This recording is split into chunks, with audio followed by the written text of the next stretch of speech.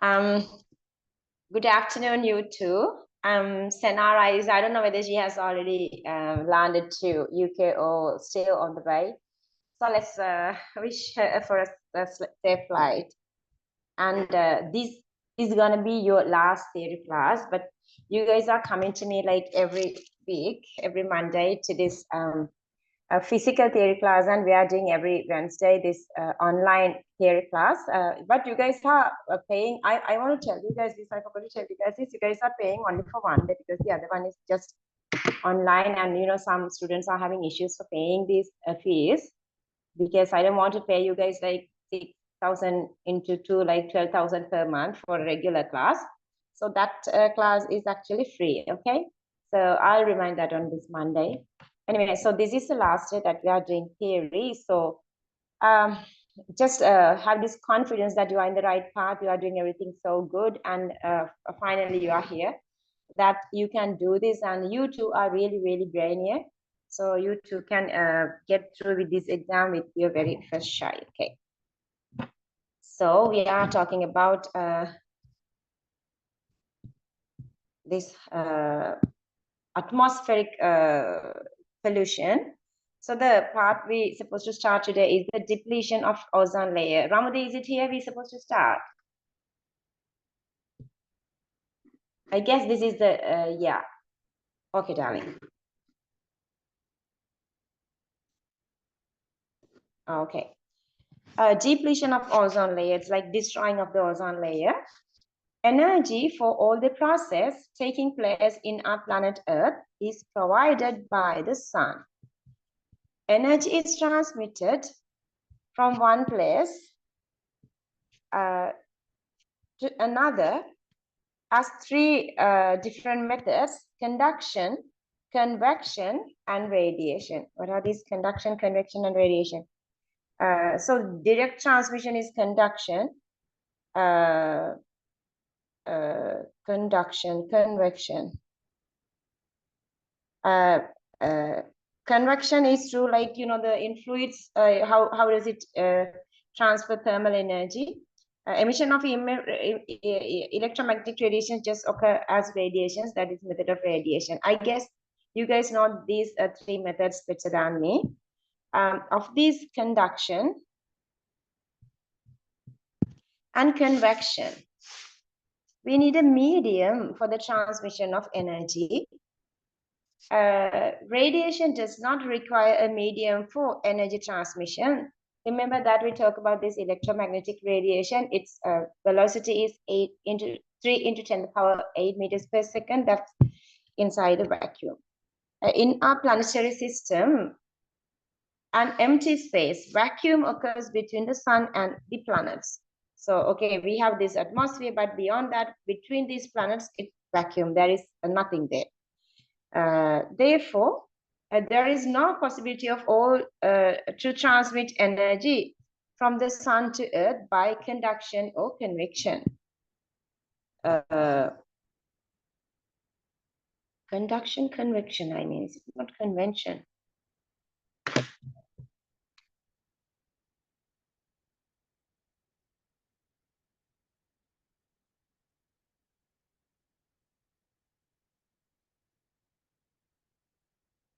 Convection, yeah, it's not convention. This is VEC, convection, conduction, convection, and radiation. Hence, the solar energy reaches the earth by radiation, which does not need a medium. Oh, Ramudi.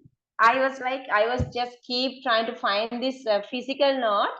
Now, right now, I got that to my mind that I gave it to you. It's all right, keep it with you. But I thought it's with me, and it's comfortable to have this physical note with me. Then I was trying to find, then all of a sudden, it's not in Ratnapur, it's not in Colombo. Where is that? So all of a sudden, it came to my mind. The radiation that carry energy from the sun to earth are known as electromagnetic radiation. Electromagnetic radiations are classified according to the energy of them, that is as X-rays, UV rays, visible rays, infrared, microwaves, and radio waves. This table explains the mean energy frequency and wavelength.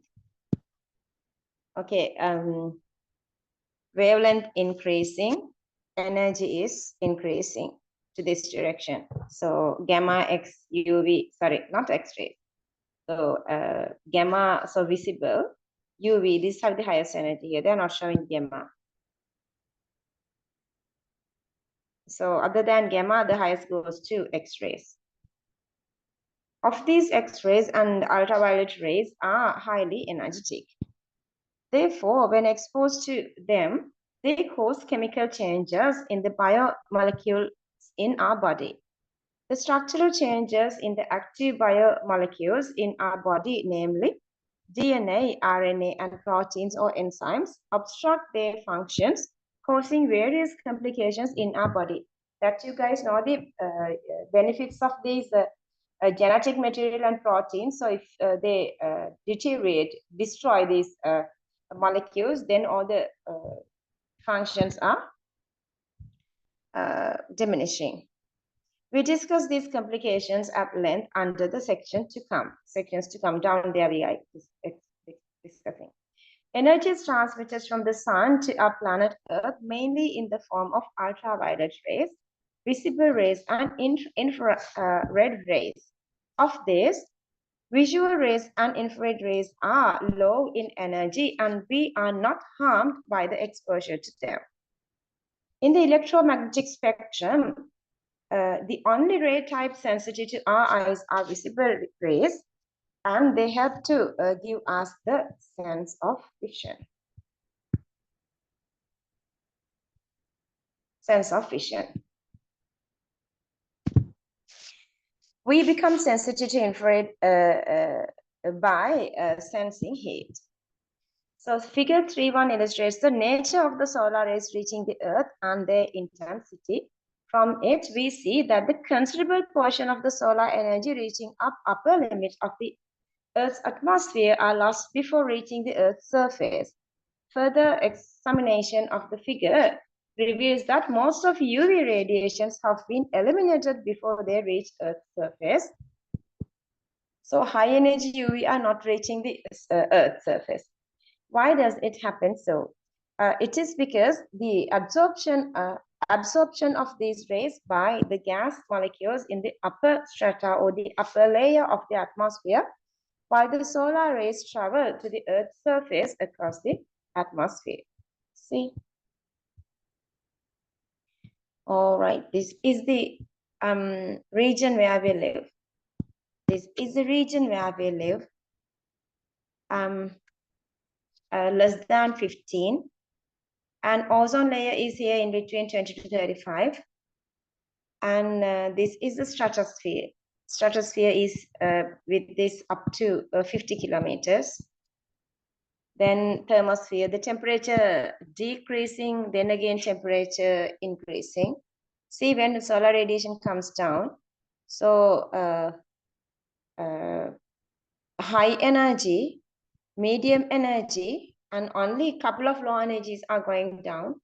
And see, even the medium energies are losing somewhere here in closer to stratosphere. So very few UV radiations are coming onto the Earth then. And this is the atmosphere, that the part that suitable for human and animal beings to live. And I want you guys to copy this little thingy.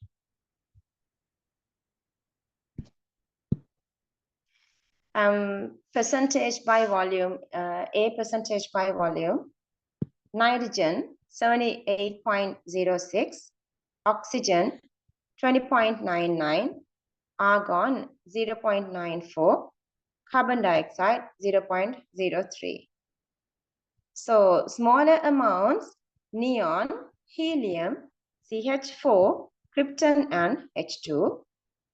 Then variable trace quantities, NH3, SO2, CO, NO2, O3, and H2S. You got to remember these, okay? Because there are MCQ questions. Stratification means these layers. Suji!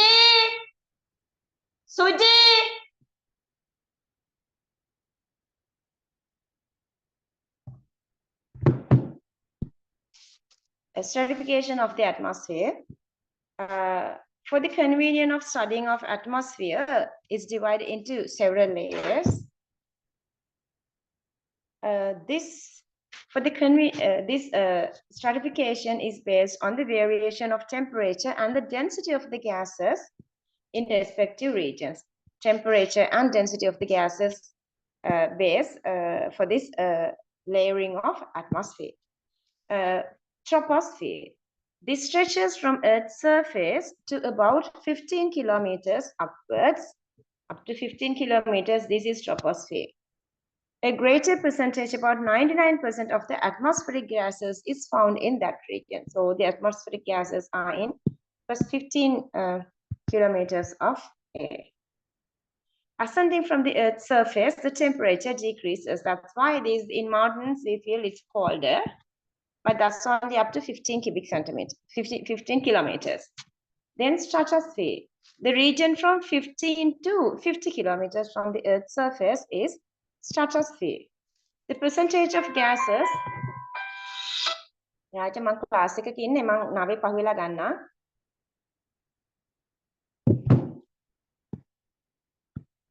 The percentage of gases here is very low, and ascending of layer, the temperatures increases.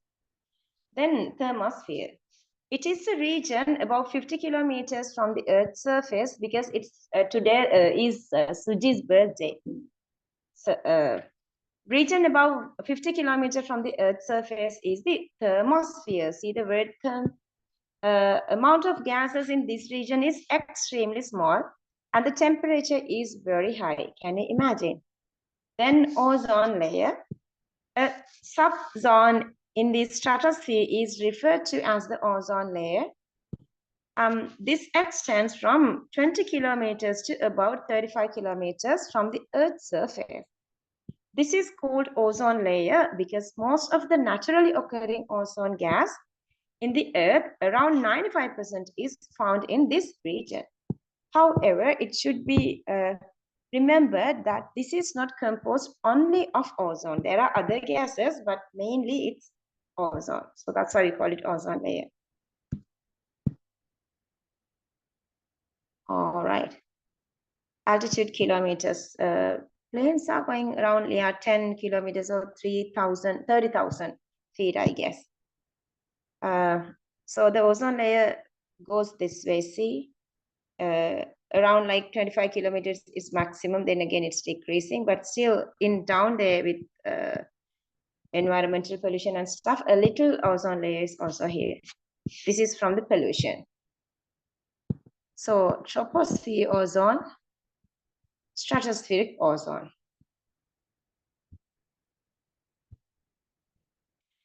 A greater part of UV rays received from the sun is spent to maintain the ozone gas in the ozone layer in the stratosphere. Therefore, most of the harmful UV radiations coming from the sun does not reach the Earth's surface. In other words, the ozone layer protects us from being exposed to higher energy UV rays by acting as a filter to them.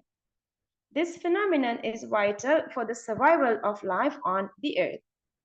It is important for the maintenance of life as much as existence of water and an optimum temperature. So ozone layer supports us for those. See, these are the functions of ozone layer, the functioning. When higher energy UV rays coming from the sun reach the stratosphere, they decompose oxygen gas and produce atomic oxygen. See, with the influence of this UV radiation, O2 can decompose into atomic oxygen. As this atomic oxygen is very reactive, it reacts with another oxygen molecule forming ozone. So this atomic oxygen, high energy, so maybe free radicals, their energy is high, so that they react with oxygen to produce ozone. Both this reaction is endothermic and this is exothermic. Ozone is an unstable gas. In the presence of UV rays, it decomposes, giving oxygen. And ozone, in the presence of UV radiation, it again can give O2 gas. And this atomic oxygen, delta H is positive, that's endothermic. And that oxygen again reacts with ozone. Ozone with oxygen again gives O2. If we multiply the if we multiply second equation by 2, we can get this one. And then addition of this third and fourth equation together gives this equation. So finally, anyway, we have this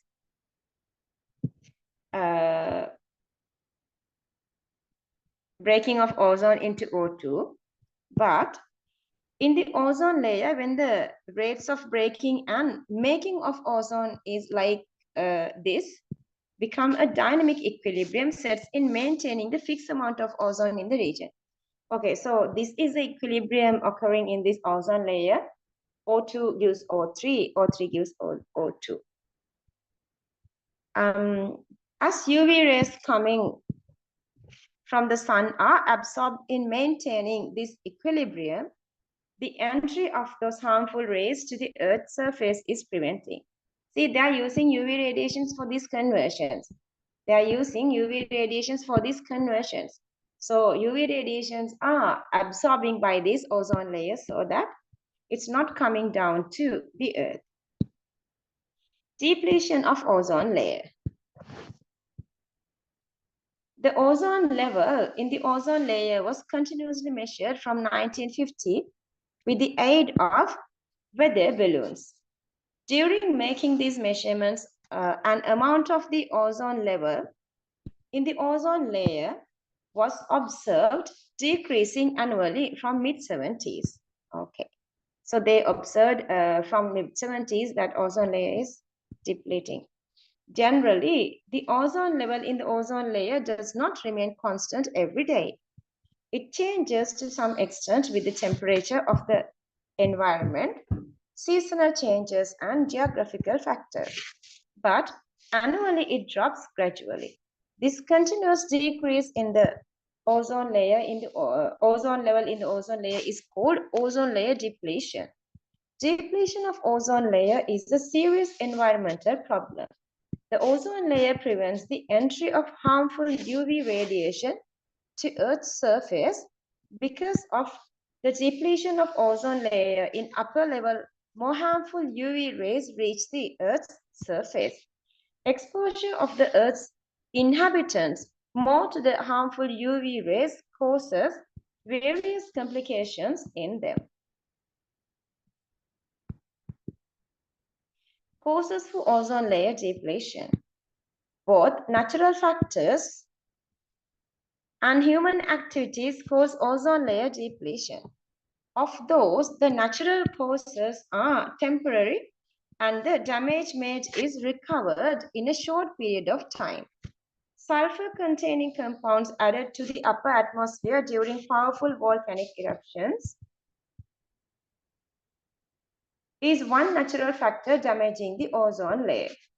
The most severe and non-reversible damage to the ozone layer are brought by the human.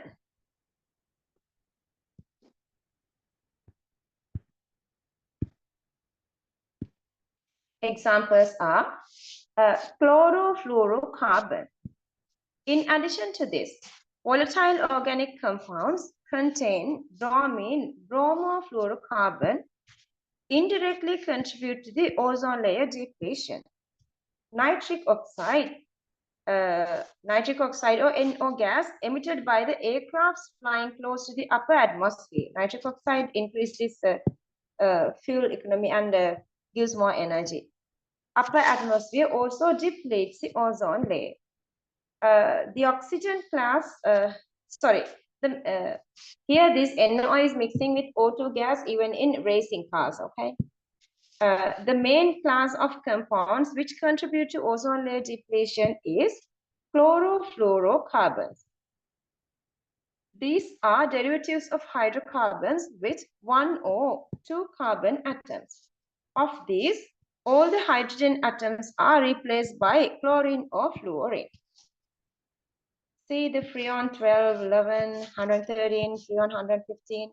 It's not necessary you to remember all these numbers, otherwise you are answering these essay questions. Just a rough idea is enough for MCQs. We can do these questions in past papers, then you would understand what kind of questions they're asking. All chlorofluorocarbons, all CFC are synthetic compounds, are not found in nature. Mainly, they have the following industrial applications. Number one, used as a coolant gas in air conditioners and refrigerators. Used as an aerosol spray under high pressure in perfumes. Used as a blowing agent in the production of foam plastics like polystyrene, cushions, mattresses, thermal insulating porous walls. These thermal insulating porous walls are not we are using much in Sri Lanka, but in these colder countries, in between those two layers of wall, because they are not always using brick. So as insulators, they are using these products to give porosity to them. Bromofluorocarbon are used in fumigation and in fire extinguishers. How CFC and other compounds damage the ozone layer? We should remember that none of the above compounds react directly with ozone. The CFCs described above are very stable compounds. They are not thermally decomposed and are resistant to biodegradation. For this reason, these compounds can stay long in the atmosphere. However, these compounds are very volatile. Hence, they can evaporate rapidly and reach the stratosphere, which accommodates the ozone layer where they are exposed to high energy UV rays in upper atmosphere, which do not found in lower atmosphere. A long sentence. Under the influence of the CCl bonds, undergo fission. Fission means splitting, producing chlorine free radicals. These free radicals react with ozone. They catalyze the breakdown reaction of ozone, speeding it up and adding another process of breakdown other than to the natural breakdown of ozone. Natural breakdown ozone gives O2, but O2 comes back converting ozone, but this artificial part is the worst, which is depleting the ozone layer. Because of this, the ozone breaking process outstrips the ozone making process, and the ozone layer is subjected to degradation. This can be illustrated by the following equation. See, sometimes they are asking these equations for MCQ questions, but rarely, but there are. So just go through and just try to read it. You will remember once you read it. It's not you need to remember everything like in organic chemistry. But you have like, let's say 4 months for the exam. So in each, once in 2 weeks time, just read this. OCl free radicals, okay. Chlorine free radicals react with ozone. See, they are making this OCl free radical. OCl free radicals react with oxygen atoms formed by the natural breakdown of ozone and regenerate free radicals. So, ozone is also producing oxygen free radical, and this OCl free radical is reacting with that ozone free radical. It makes O2, and see this chlorine is regenerating. This is sort of the same reaction that you did for, remember this alkane halogenation. As long as free radicals are there, this is like a chain reaction, it's going continuously. If you have these three equations, you can come back here. This shows that after the decomposition of O3 molecules by chlorine free radical, the chlorine free radical is regenerated. So this is regenerating. That means until getting destroyed by another reaction, a chlorine free radical can decompose a large number of O3 ozone molecules. So that chlorine free radical have acted as a catalyst in the breakdown of ozone molecule. Catalysts cannot destroy, they are just regenerating. Adverse effects of ozone layer depletion. The main adverse effect of ozone layer depletion is the entrance of high energy, harmful UV rays in high intensity to the Earth's surface. A greater amount of such UV rays gains admission to the Earth's surface after the degradation of the ozone layer than that reached to the Earth's surface before its degradation. Then Earth's creatures expose more to the harmful high-energy UV rays and become victims to their injurious effects. Listed below. See, that's why, you know, this in Sri Lanka, like they let you to play always outside in sunlight in schools. In a way, I don't recommend that because now this ozone layer depletion is obvious. So UV radiations can come down to our skin, especially to skin, kids' skin coming is not healthy, I guess. Due to high energy in UV rays, exposure to them bring about structural changes in the molecules like DNA in the skin cells. In the presence of UV radiations, hydrogen bonds in these large molecules break and rearrange in another way. These molecules deformations give birth to cancer cells. These molecular deformations give birth to cancer cells, which spread fast in the skin, ultimately causing cancer. Then cataract in eyes. So that's the, see, they are explaining very nicely this. DNA molecules as well as proteins maintain their structure through hydrogen bonds. Under the influence of the UV rays, these bonds break and rearrange, changing their structure. Structures of proteins. The eye lens, which is essential for vision, is made up of transparent semi-solid protein, or eye lens. Owing to UV rays, the structure of the proteins in the eye lens changes and its transparency gradually decreases. This is called cataract. See, very easily they were explaining, when transparent egg white is heated, it becomes white by changing its bond nature of these proteins. This is because the structure of the protein albumin in egg white changes on heating. Cataract in the eye happens not only in humans but also in animals like cattle and goats, which live mostly outdoor. Mutations. Plants with gene mutations would arise when they are excessively exposed to UV rays. Example, dwarf plants, plants with deformities in leaves. Next one is bleaching. UV rays bleach pigments in clothes and degrade their quality. Measures to be taken to protect the UV layer. If the ozone layer goes on degrading at the rate it is happening at present, the Earth will become a place unsuitable for the perpetuation of life. Perpetuation means continuation of life. If it would be a place where cataract and skin cancer patients are omnipresent, like widely spread. Therefore, immediate action should be taken to reduce the rate of ozone layer depletion. As CFC is the main destroyer of the ozone canopy, its production and usage should be stopped.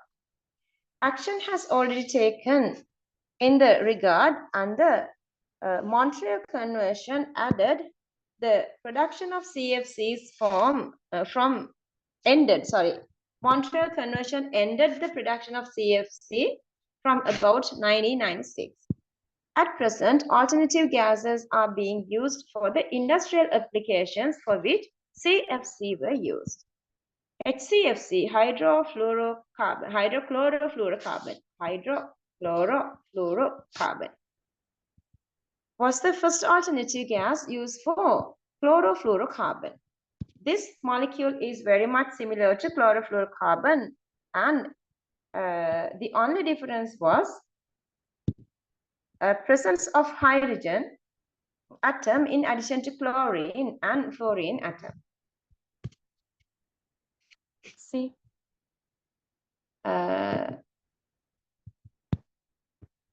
so these are chlorofluorocarbon. They have only chlorine, fluorine, and hydrogen. And these also have hydrogen. So CH bond is weaker. So what they're saying is when CH bonds are there, CH bonds that, whenever we are oxidizing something, CH bond breaks very easily. So that this bond strength is less, so that this is deteriorating in lower atmosphere. Rather, it's getting closer to this upper atmosphere, which is this ozone layer there. HCFC, hydrochlorofluorocarbon, was the first alternative gas used for the CFCs. This molecule is very much similar to CFC, and the only difference was presence of the hydrogen atom in addition to chlorine and fluorine atoms.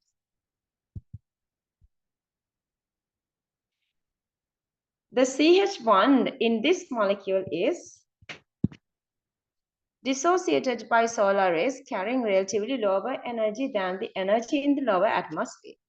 For this reason, a considerable part of this compound is decomposed before it reaches the ozone layer.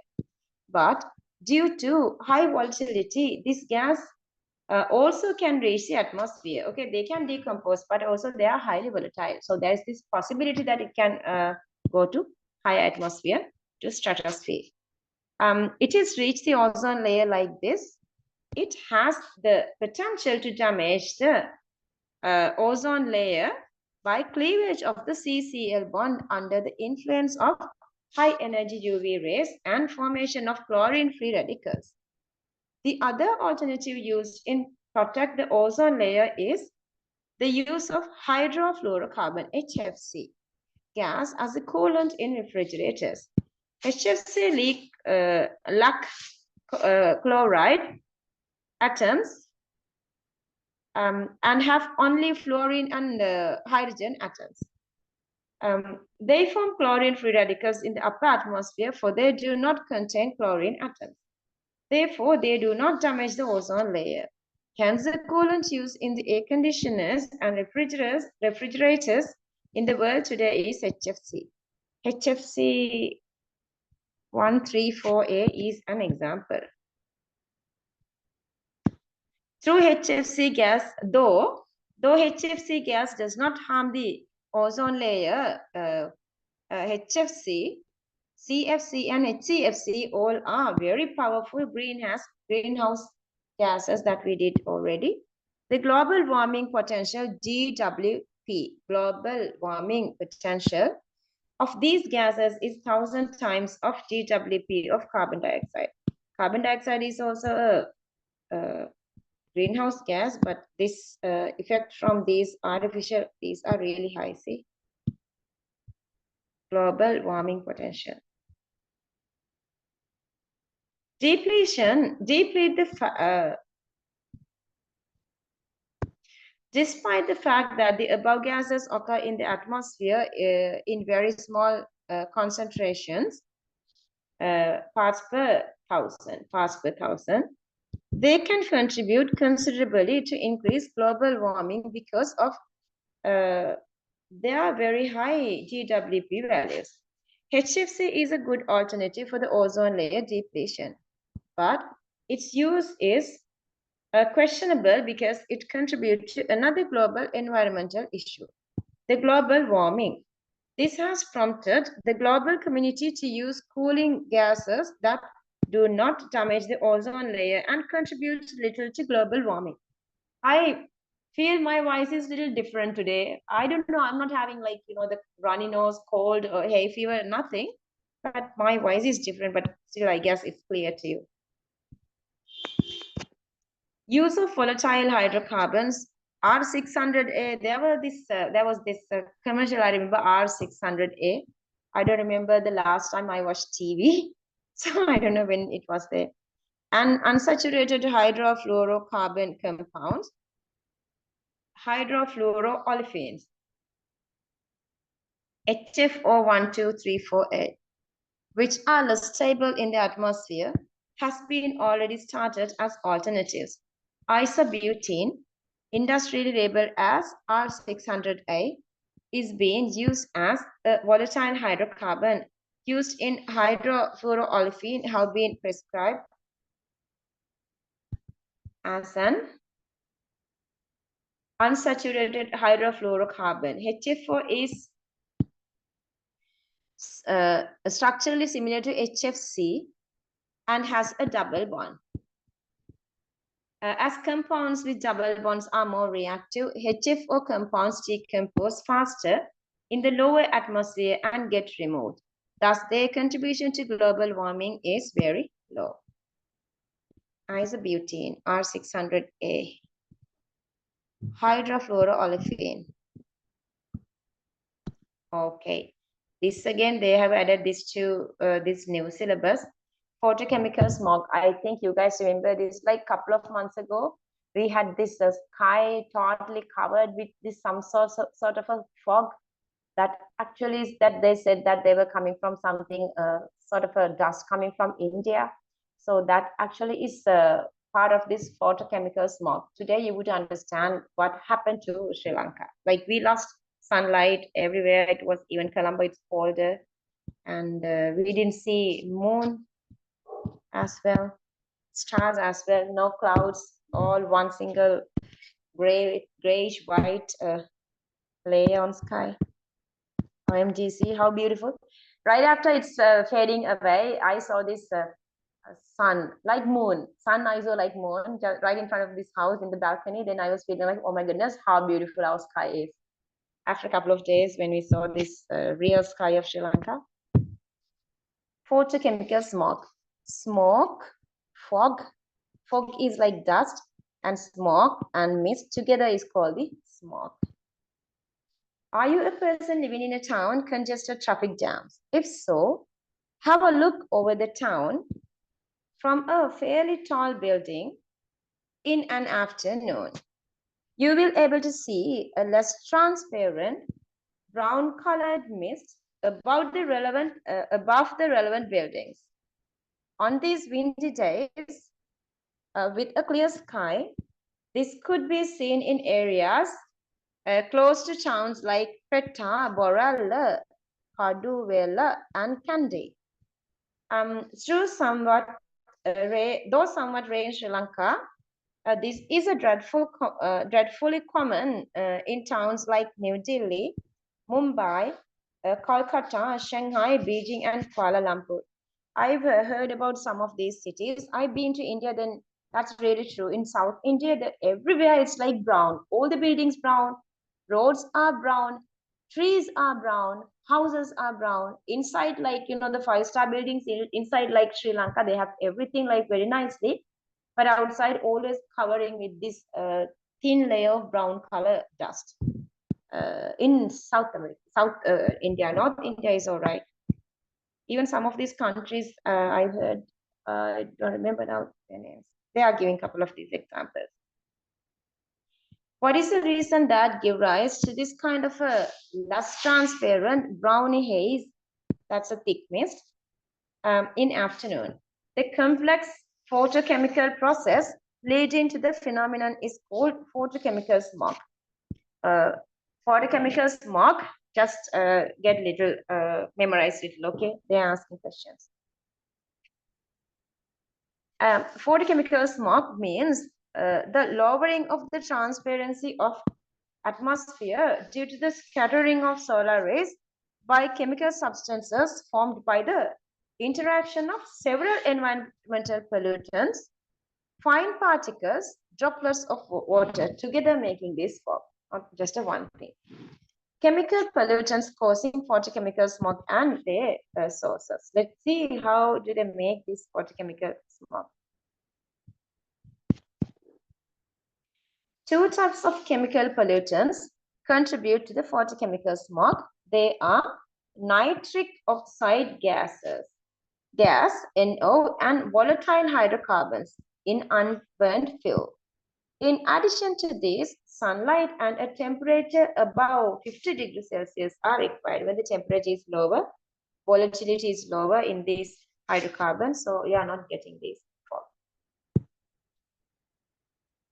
Chemical pollutants causing photochemical smog are NO. This low carbon hydrocarbon, volatile hydrocarbon, carbon numbers is in between 1 and 4. Both these chemical substances are added to the air almost totally by the transportation by automobiles. Hydrocarbons are the main components in liquid petroleum fuel. The transportation of vehicle totally depends on liquid petroleum. These fuels filled into vehicles enter the environment as unburned fuel in various ways. Because of the high volatility of gasoline fuel, they vaporize from the fuel tank of vehicle and the volatile hydrocarbons released to the environment. Even without burning, if you open this tank lid, so they can get into environment. Even when you are filling, a considerable amount of hydrocarbons vaporize from the carburetor. That's where we burn this hydrocarbon. Yet the large amount of them enter to the air through the exhaust system of the vehicle. It's not always 100% burning is there. Although fuel is burnt in the engine of the vehicle under high temperature and pressure, all the fuel molecules entering the piston do not burn.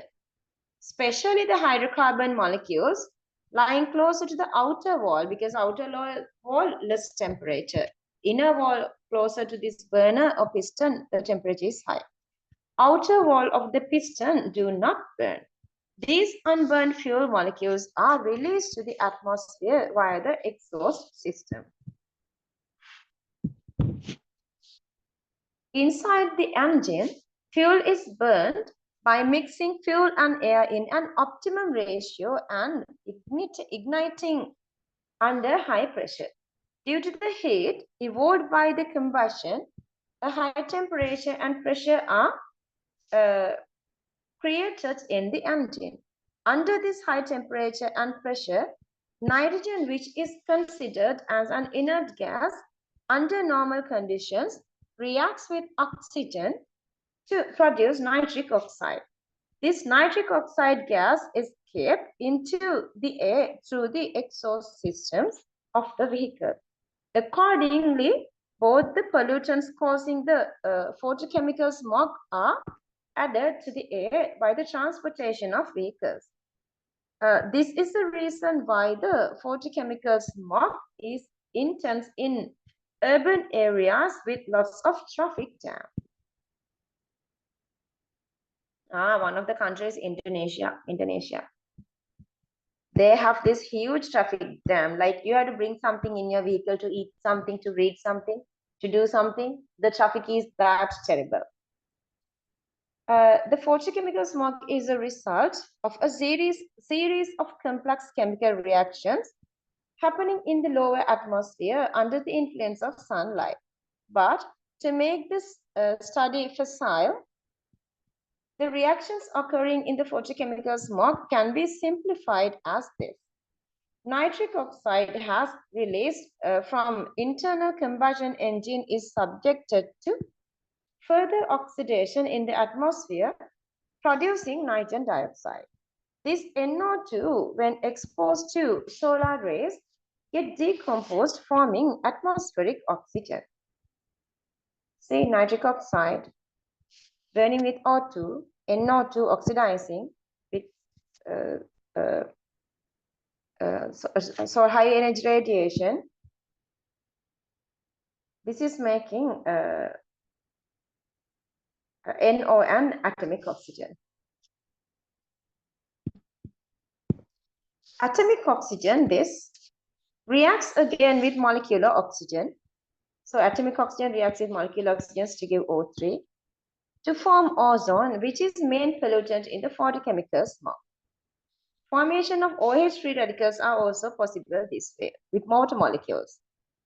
In addition to this, OH free radicals and ozone, which is formed by atomic oxygen, react with volatile hydrocarbon, forming alkyl and peroxyalkyl free radicals.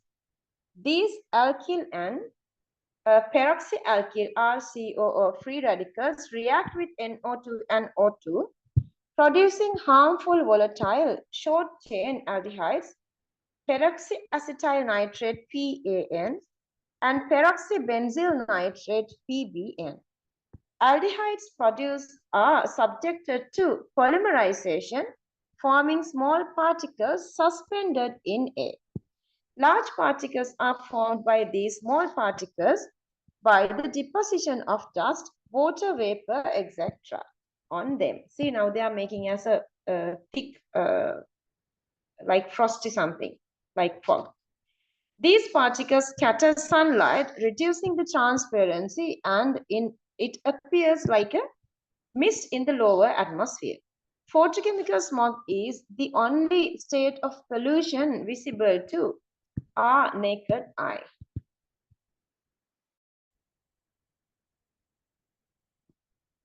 Adverse effects of the photochemical smog. Ozone is produced as a main product of the photochemical smog. Ozone is a toxic gas. When inhaled, it causes respiratory complications, destruction of mucosal membrane in the respiratory tracts, and cough. Ozone is an unstable and very reactive gas. Therefore, when plants are exposed to ozone, yellow spots appear, especially on tender leaves due to destruction of chlorophyll. This cuts down food production, resulting in retardation of growth and decrease the yield of agricultural crops. I guess you guys understanding this, just simple stuff.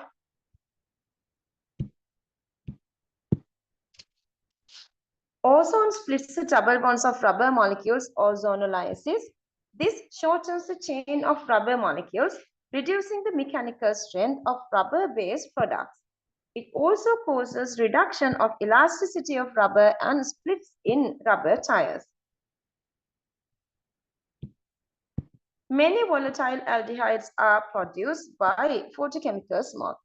Inhalation of these compounds causes respiratory diseases, and the people who are suffering from asthma, wheezing, bronchitis, etc. Their ailing conditions get worse and exacerbate. Inhalation of these compounds also can cause allergy reactions, allergy conditions. Peroxyacetyl compounds PAN and PBN produced by photochemical smog are carcinogenic and cause gene mutations. They bring about chemical changes in active proteins and enzymes in the body and disrupt the action of enzymes. Ozone bleaches colorings. Therefore, they deteriorate the quality of textiles. Chemistry of the water pollution caused by industrial emissions. Okay, we are done with this atmospheric part. Moving on to hydrosphere or water pollution. They are just talking more about this nature of water and also this the nature of water and also this hydrogen bonds and all those like very familiar to us. Let's read this. Unit 2 stuff. Chemistry of the water pollution caused by industrial emission. Water is one factor indispensable for the survival of life on the earth. That is for the reason that water contributes to biochemical reactions and act as a solvent for those reactions. Further, water also acts as a solvent for the natural environmental reactions. Water acts as a solvent for the bioenvironmental reactions like this because of the exceptional properties of the water molecule. As regards the geometrical shape of water molecule is angular and the angle is 104. The value of HOH angle is 104.5 due to the differences in the electronegativities of the elemental hydrogen and oxygen of OH bond in the water molecule bond the water molecule is planar. Since the two polar OH bonds are angular, situated in space, the water molecule has a resulting polarity. So the dipole moment acting towards this direction. The polarity is around 1.85 dpi. That's the dipole moment. This has made the water molecule a strongly polar molecule. Because of this high polarity, strong hydrogen bonds form among the water molecules. But we don't talk about formation of hydrogen bonds with polarity. We are talking about this electronegativity, size of hydrogen. It has only one single electron, so on. So just go with that information for these unit 2 questions. Okay, don't write using this unit 14. Therefore, bulk water occurs as a liquid at room temperature with hydrogen bonds. Okay, that is, water is a strong polar liquid, and because of this high polarity, main polar compounds dissolve in water. Many polar compounds are dissolving in water. Water is a good solvent.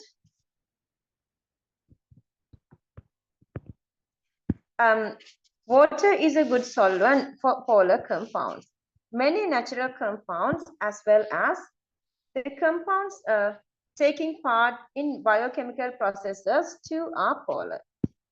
For this reason, water acts as a solvent for biochemical and environmental process. Hence, water is named environmental polar solvents in environmental chemistry. In the polar property of being a good solvent for polar compounds, there are demerits in water also. Many unwanted water polar compounds readily dissolve in water and pollute it. Dissolving of various substances in water makes it unsuitable for the relevant task. It's called water pollution. Water pollution differs according to the task for water it is mean. Water pollution is not like always same standard drinking water, consumption water for other in industrial users. It's different. For example, there are occasions where water considered polluted for the drinking purposes. So drinking purposes, we are maintaining this very high standard. Is reckoned unpolluted as far as agriculture is concerned. Yeah, polluted water we don't drink, but we use for agricultural purposes. Water polluted by microorganisms making it unsuitable for food processing, but suitable for obtain steam. Although the water is a strong polar solvent, non-polar compounds also dissolve slightly in it, because making this non-polar induced dipole with polarity of water, polar induced dipole. So non-polar compounds can also dissolve in water. Some such non-polar compounds are highly toxic, and even if dissolved in traces, it would be at a harmful level. For example, the solubility of benzene, which is a very strong carcinogen, in water is about 100,780 parts per million. But for the drinking water parameters, the maximum permissible value for the benzene is 5. It's supposed to be 5. Even benzene is very less water soluble. It can dissolve 1,780 parts per million, and that's huge considering our healthy standard, 5 parts per billion, okay, not million. That is to say, solubility of benzene in water is 350,000 times higher than the permissible level. From this, we can conclude that water is polluted by dissolving a polar as well as non-polar compounds in it. Oxygen is a completely non-polar molecule, yet oxygen is slightly soluble in water. See, the oxygen solubility in water is very, very low, 8 parts per million, very low. Last week we talked about one of these questions that Antarctica water comes to heat streams to these countries to give oxygen to aquatic plants, animals. This much small oxygen is dissolving in water. This oxygen, which is slightly soluble in water, is a vital factor for all the aquatic organisms for their living processes.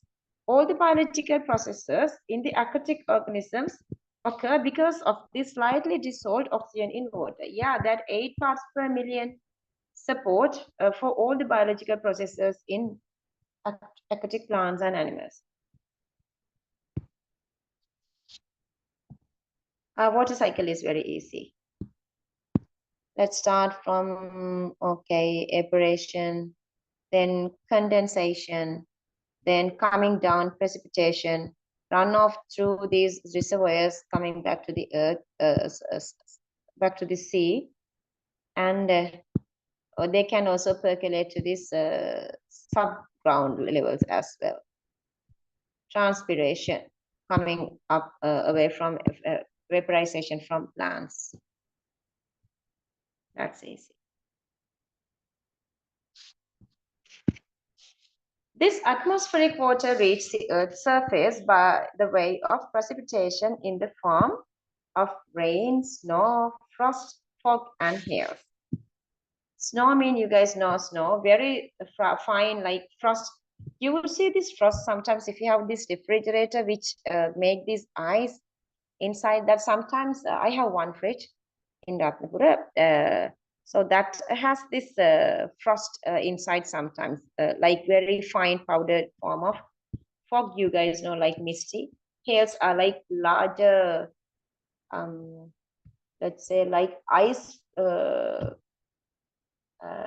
ice cube, kind of like ice, like ball, kind of its shape is ball.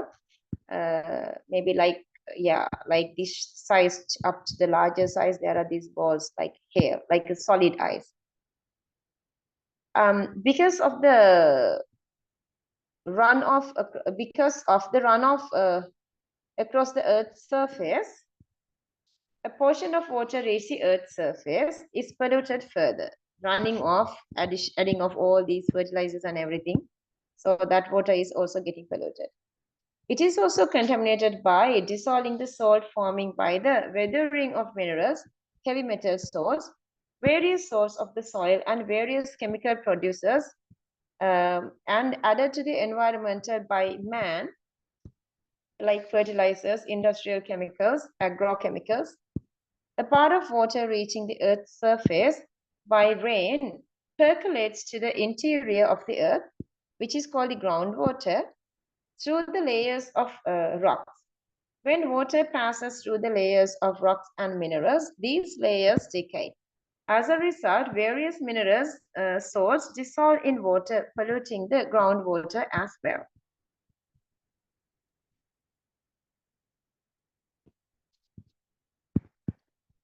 Water quality parameters. How do we measure purity of water?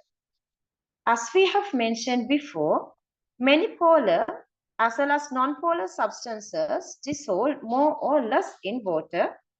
Since though dissolve in large amounts are not harmful, sometimes sodium chloride, even it's larger, it's not harmful. Some are very toxic even when dissolved in minute quantities, like heavy metals like lead, mercury. For this reason, it is essential to measure the suitability of water for the task in which it is used. For this, maximum of and minimum thresholds or ranges which regard to the dissolved and undissolved substances have been stipulated. These predetermined standards are called water quality parameters. Various countries and international institutions have published parameters for drinking water and parameters for releasing wastewater. When the indicators fall outside the limit of these parameters, water is considered not suitable for particular task. This table indicates the maximum level or the range of constituent published in Sri Lanka standard SLS, Institute for Water, suitable for domestic use. Color, Hazen unit. That's America's published some sort of a unit. It's supposed to be 15 low. Nephelometric turbidity units that they're measuring the turbidity, supposed to be 6. pH is in between 6.5 to 8.5. Chemical oxygen demand to react with any chemical in water naturally. We're going to talk about that later. That's to be 10 milligrams per liter, milligrams per cubic decimeter. So on.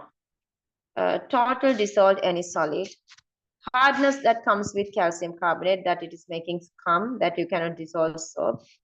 Total phosphates, arsenic, cadmium, lead, mercury. Mercury is poisonous, 0.001.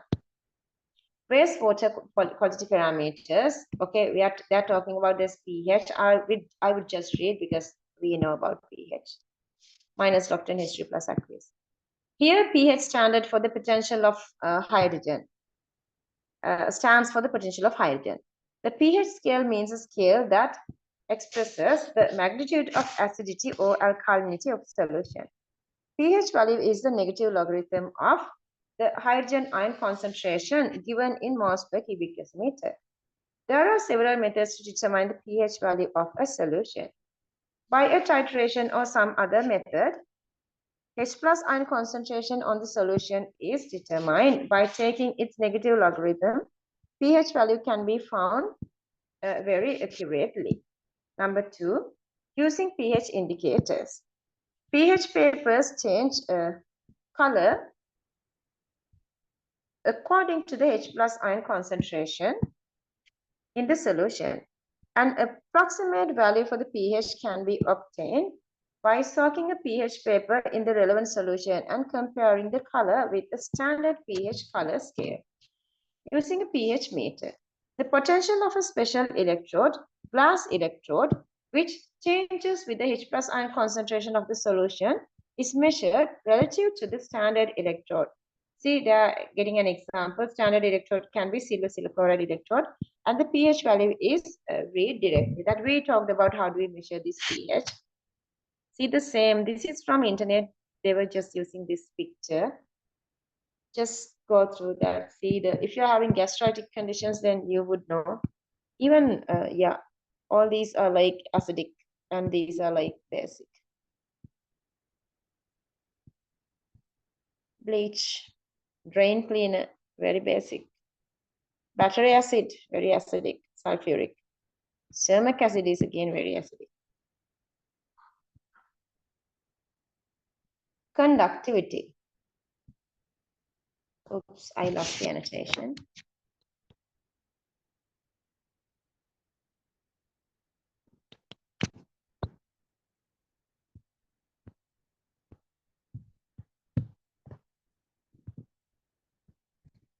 Conductivity. The conductivity of an aqueous solution is a measure of the ability of a respective solution to conduct electricity.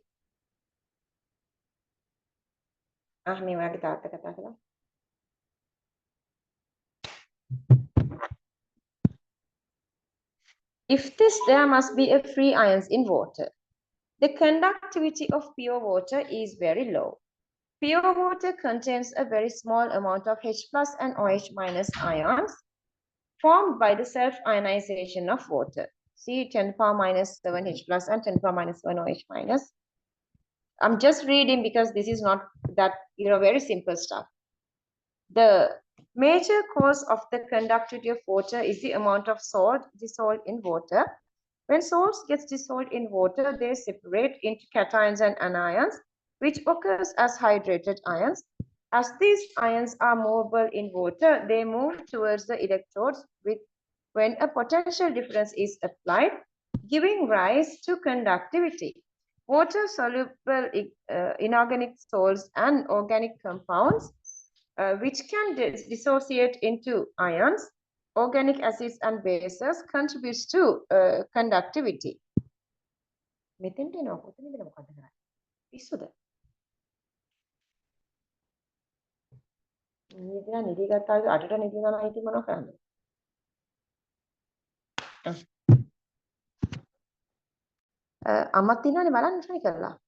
Contribute to conductivity. The organic compounds like glucose and sucrose, which dissolve in water but do not dissociate into ions, have a very small contribution to the conductivity of water. Again, Suji. The conductivity meter is used to measure the conductivity. The unit of small... The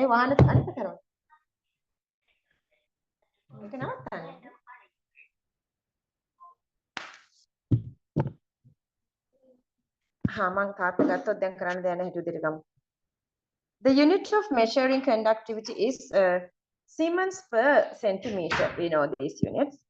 But in many aqueous solutions, which we often come across, the conductivity expressed in Siemens per centimeter takes a very small value. So microsiemens per centimeters, you know this, is used as the unit. The conductivities of some aqueous solutions, which we find in our day-to-day life, are given here. Remember that we did these for unit 13, electrochemistry, same sort of a table. Just go through and read it later. Turbidity. Clean water is fully transparent. Light passes through it without any obstruction. But due to addition of various foreign substances, water loses its transparency and appears cloudy.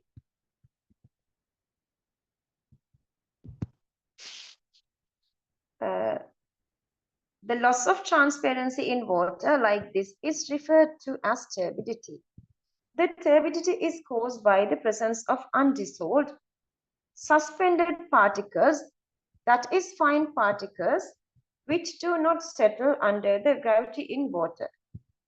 Because of these small particles, light passes through water is scattered. Then the sample of water appears cloudy or foggy.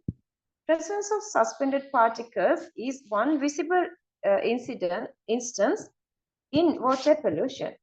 Existence of fine colloidal particles in water also leads to its turbidity. Fine clay particles, very small organic and inorganic particles, colonies of small unicellular organisms, and fine polymer particles are the suspended particles causing turbidity of water.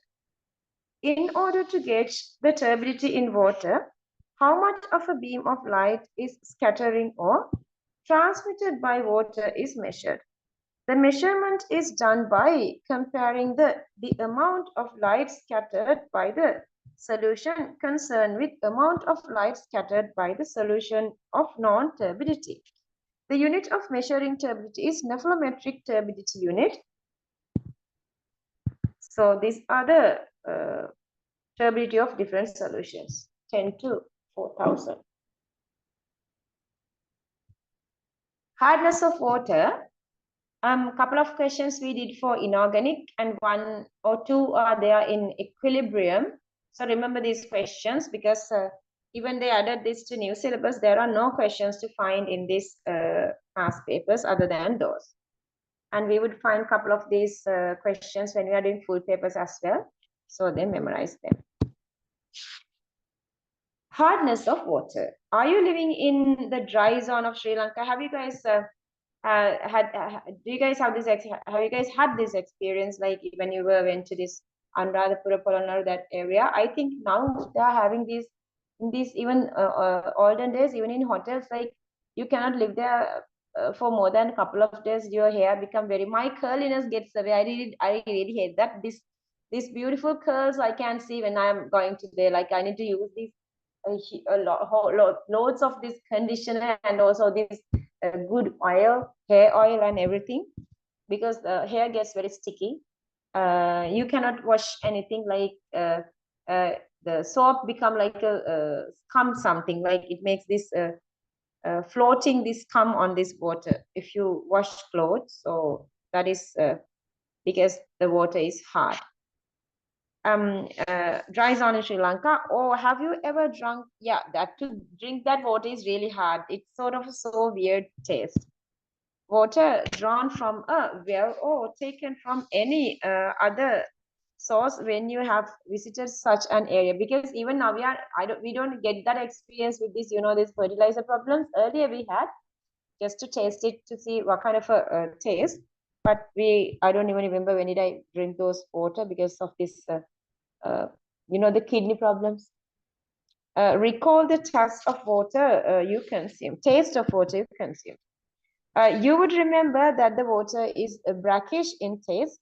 Perhaps you would have observed that your hair becomes sticky and rough after bathing in that water. Why does it happen so? The brackish taste and roughness in hair were due to the high level of hardness, high level of these ions: calcium, magnesium, ferrous, manganese, aluminium, carbonates, and bicarbonates. The hardness of water is defined as the capacity of water to precipitate soap. The chemical species causing the hardness in water are the polyvalent metal cations dissolved in water.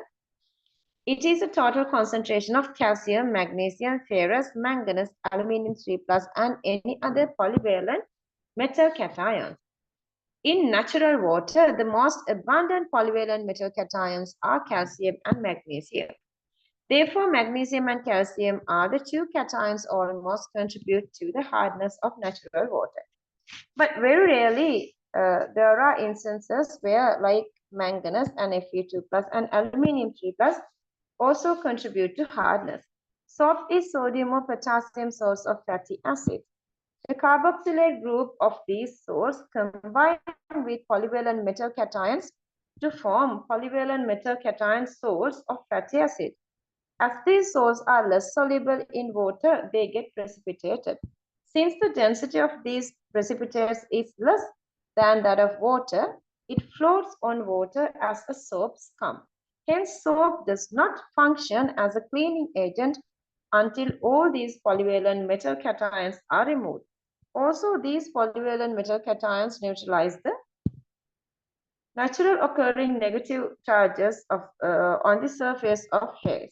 Then the hair which repel one another due to the surface charges on them before come together, making them sticky due to the loss of charges.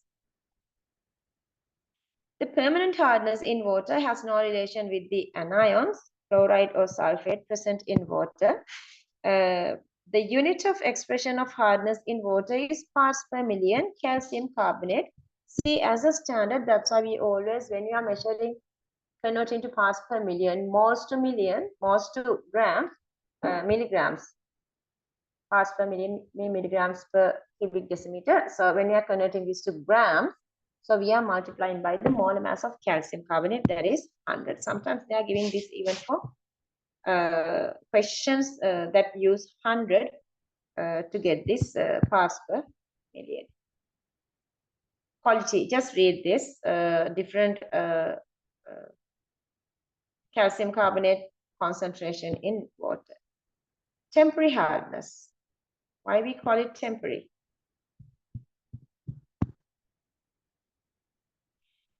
The presence of hydrogen carbonate or bicarbonate ions and carbonate ions at the concentration about the total concentration of the polyvalent metal cations.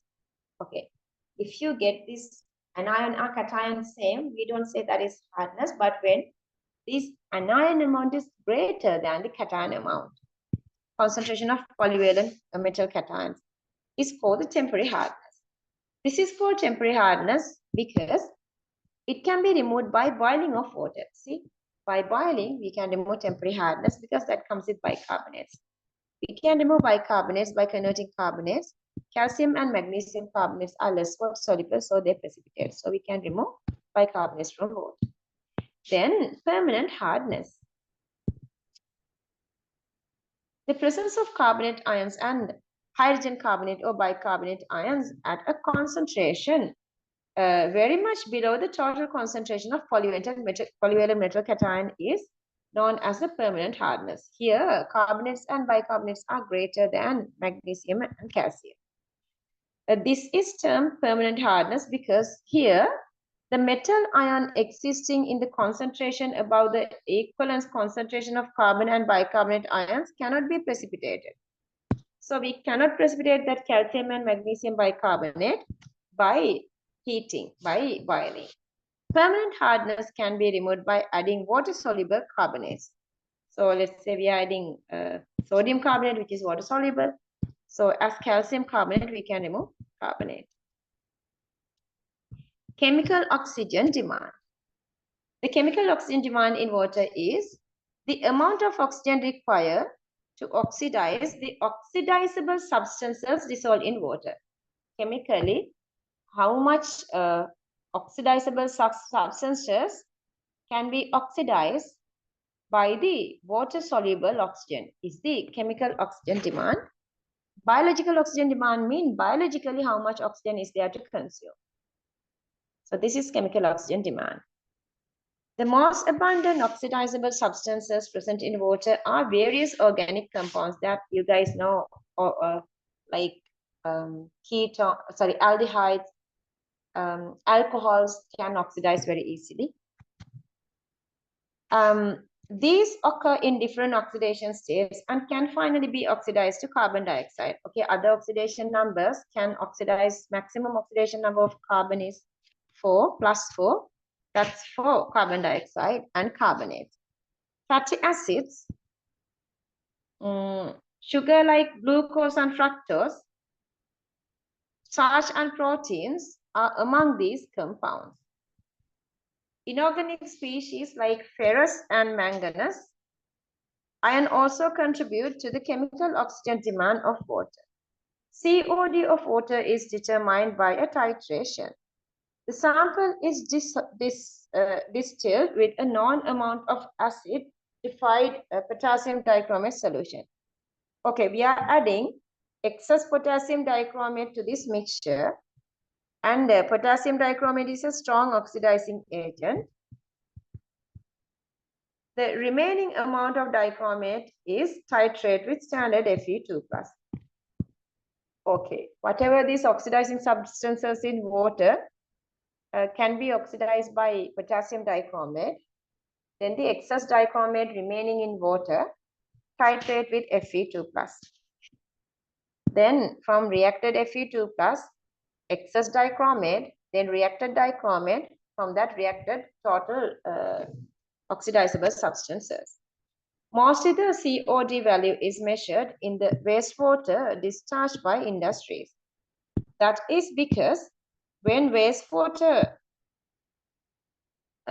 with high COD is added to water bodies, they get polluted. Maximum COD value of wastewater prescribed by the Central Environmental Authority, CEA, of Sri Lanka for release into different water bodies are given in this. Industrial effluents to surface water, irrigation, marine water, rubber factories, maximum level. Then DO, dissolved oxygen. The dissolved oxygen level is defined as the amount of molecular oxygen, or O2, dissolved in a unit volume of water. The dissolved oxygen comprises the oxygen gas directly dissolved from the 21% of the oxygen present in the atmospheric and dissolving of oxygen gas produced by the photosynthesis aquatic plants and organisms. So O2 comes to the water bodies mainly from atmospheric O2, which is 21%, and also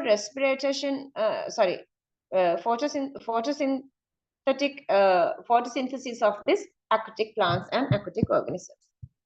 Example, algae and cyanobacteria. In the presence of sunlight, because water molecules is polar and oxygen molecule is non-polar, solubility of oxygen in water is very low. For example, at 21 degrees Celsius temperature and 1 atm atmospheric pressure, at sea level, the dissolved oxygen level in water is nearly 9 milligrams per liter, 9 ppm. Owing to the various chemicals and biological processes occurring in water, the dissolved oxygen level in water decreases. When the dissolved oxygen level of water is below 5 ppm, aquatic organisms are subjected to stress. In a situation like this, stress symptoms such as fish swimming to the water surface and keeping their mouth open to the atmosphere can be observed. So, tragic, you know, they can't breathe. You have to clean your fish tanks regularly. When this value drops to 1 to 2 ppm, fish start to die. Sometimes we have heard about sudden death of thousands of fish in reservoirs of during different parts of the country. The main reason for such an incident is the slump of DO to a very low value. So whatever the reason, dissolved oxygen can be really low. When the dissolved oxygen decreases to a very low value, close to 0 ppm, anaerobic conditions set to water. See how these water are getting rotten. This occurs in the bottom of deep lakes and tanks. In deep lakes, tanks, there are no oxygen. There are several methods to determine the dissolved oxygen level in water. Number 1, a direct measurement using an oxygen meter or probe sensitive to dissolved oxygen. Number 2,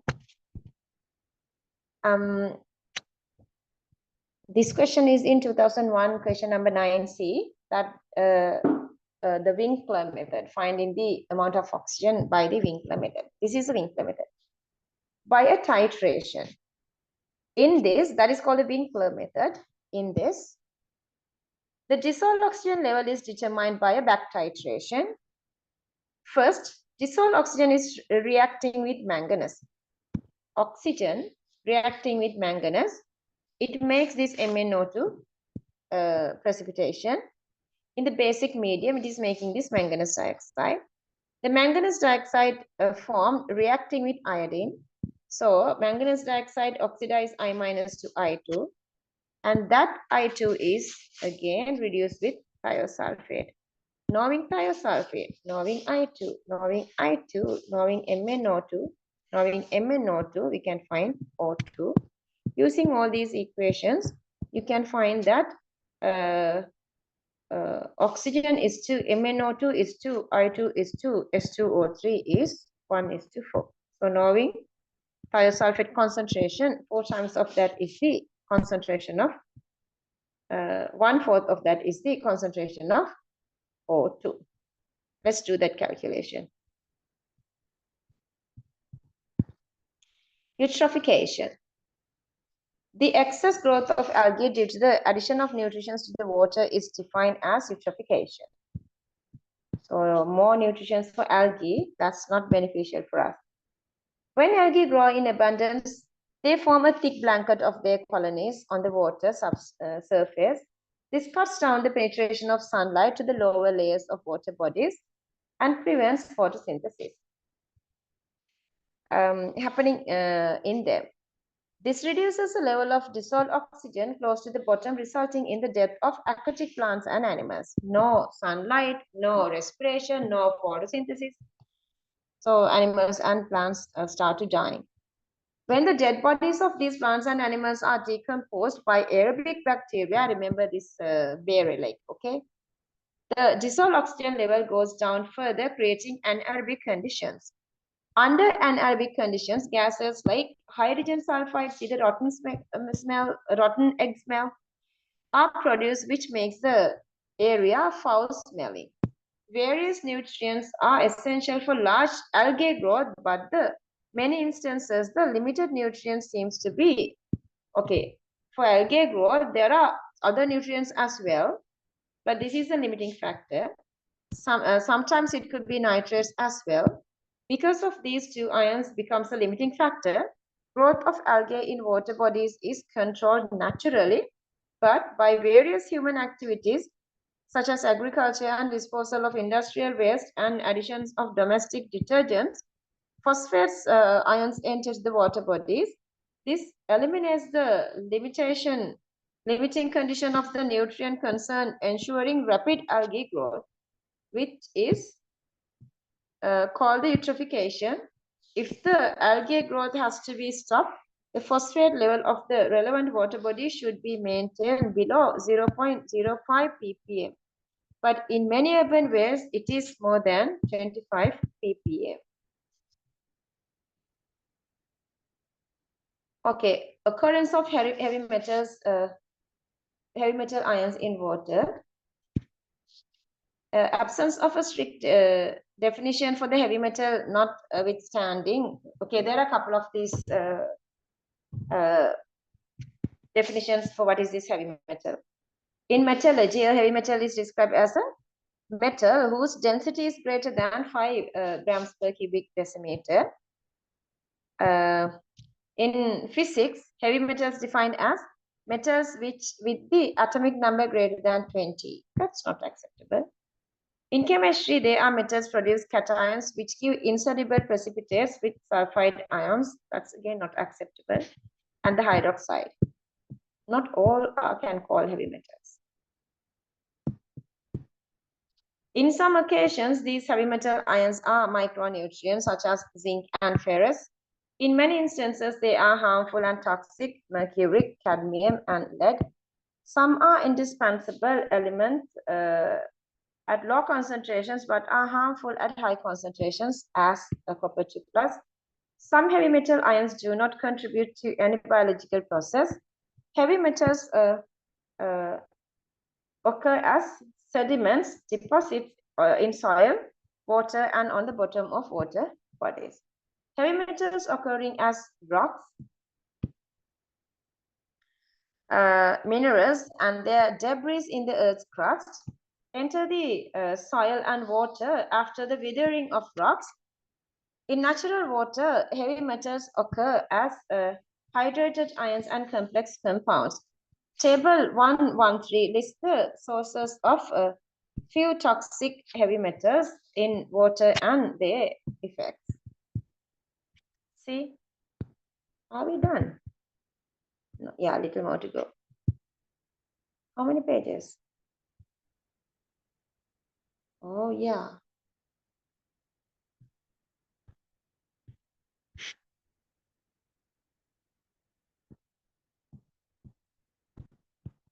Okay. As arsenic, industrial wastewater, waste of phosphate fertilizers, groundwater, fungicides, and electronic items, arsenic or arsenic oxide, carcinogenic, and arsenic forces.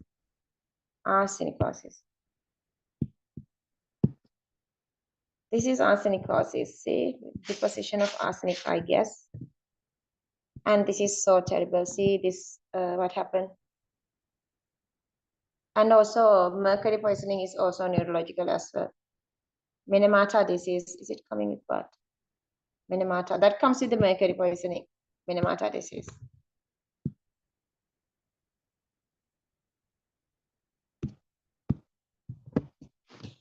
Cadmium.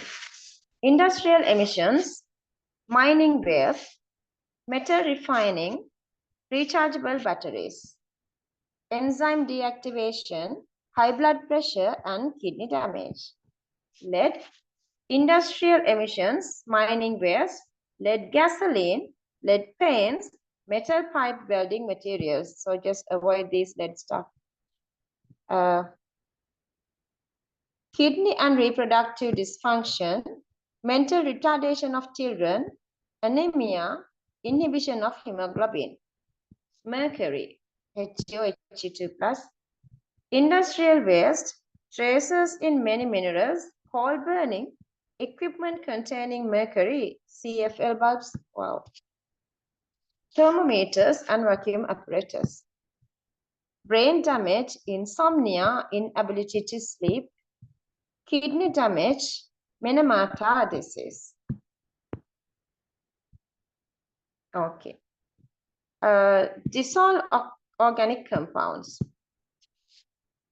Dissolved organic compounds are compounds which are non-toxic but contribute to biological oxygen demand, BOD, or chemical oxygen demand, COD, sugars, carbohydrates, lipids, fatty acids, amino acids, proteins, soluble hydrocarbons, primary and secondary metabolic products of plants, and metabolic waste products belong to this category. When these substances occur in water, they are decomposed by bacteria.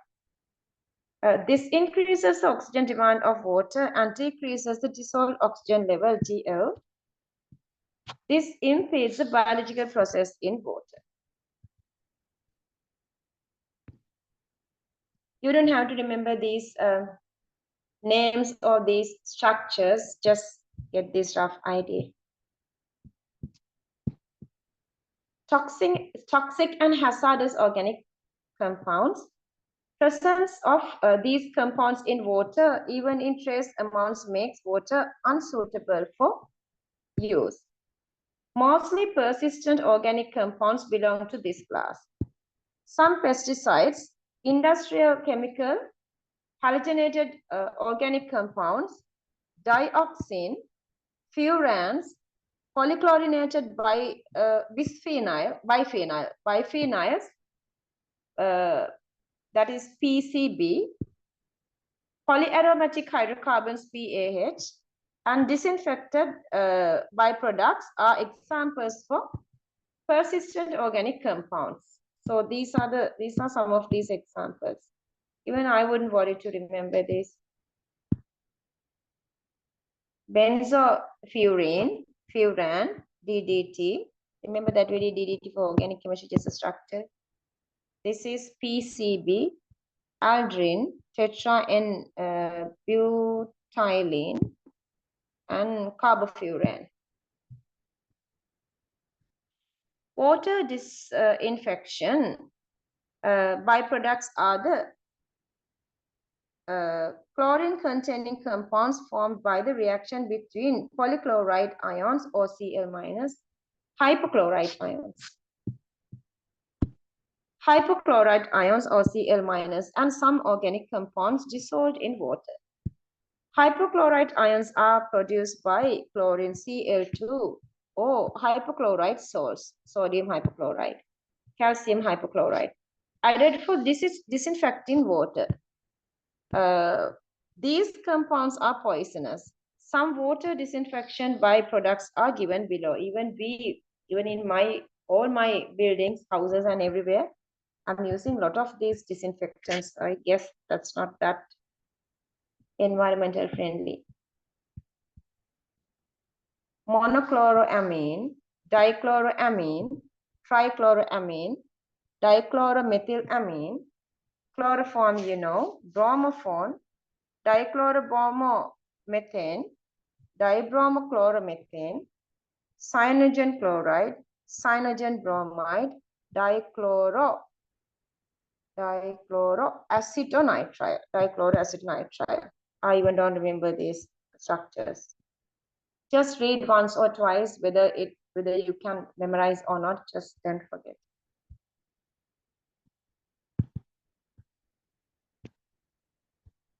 Yeah, a little more to go. Plastic additives. At present, virtually, there is no consumer products devoid of plastic. Even it is a food item, many plastic materials are connected with it. Few polymers are used to make all these consumer goods made of plastic. But do you know that many other additives are added when making plastic goods from the polymers? These additives are used to facilitate production, minimize cost, import various mechanical and workable properties, and to get consumer attraction. These additives are ordinary chemical substances.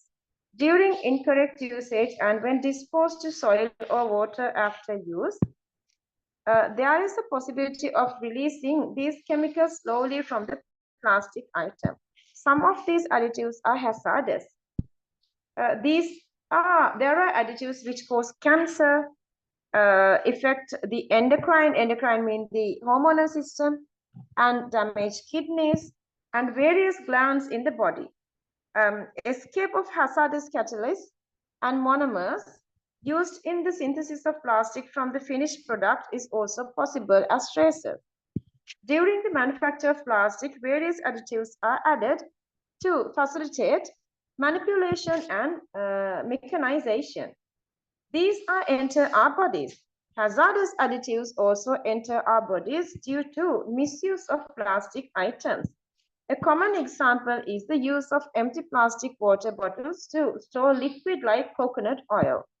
Some additives in plastic bottles are insoluble in water, but enter into nonpolar liquid like coconut oil and enters our body.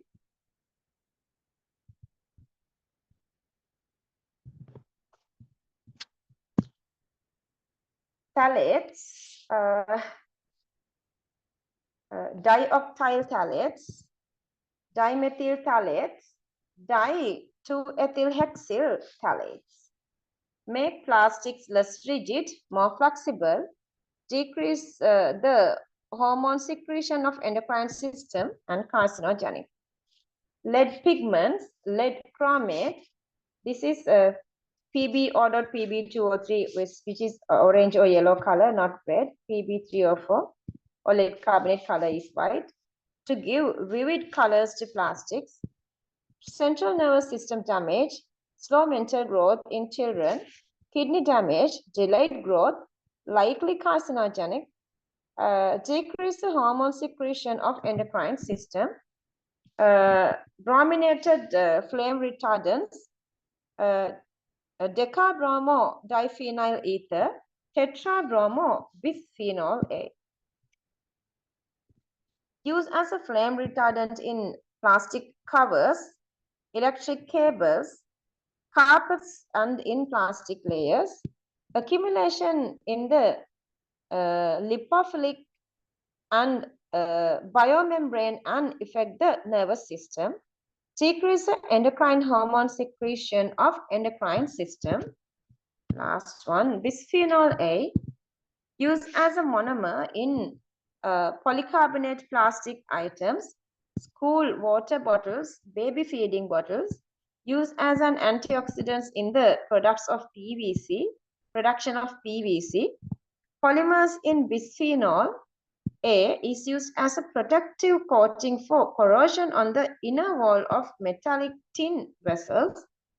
Decrease the endocrine hormonal secretion of endocrine system, mimics the action of estrogen hormone and disturbs its action. Organ development issues in small children.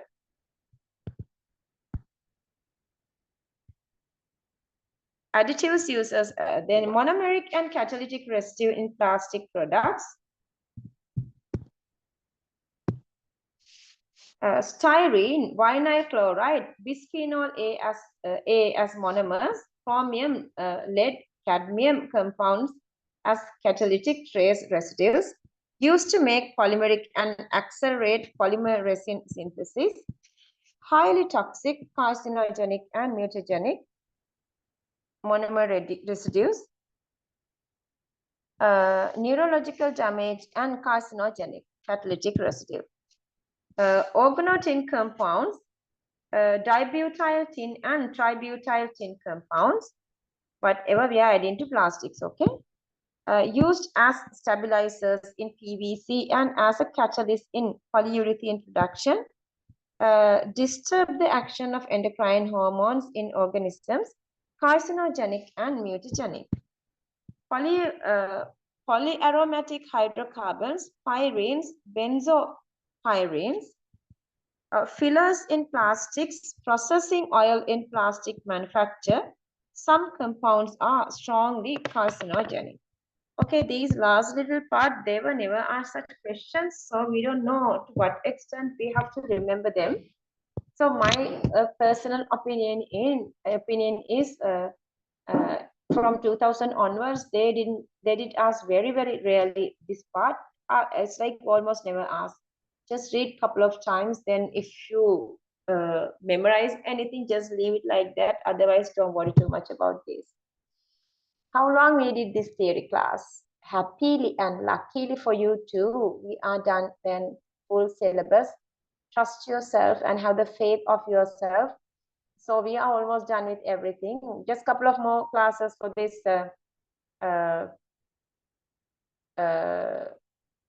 equilibrium, because I'm doing twice a week now.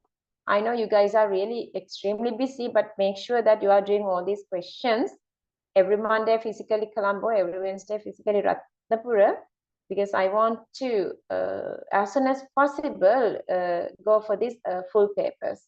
You guys can't imagine how much you guys are improving full papers, because each paper you are analyzing yourself and you are getting ready for the second paper with the experience of the first paper. It's not you are just coming and sit paper and we are discussing a paper.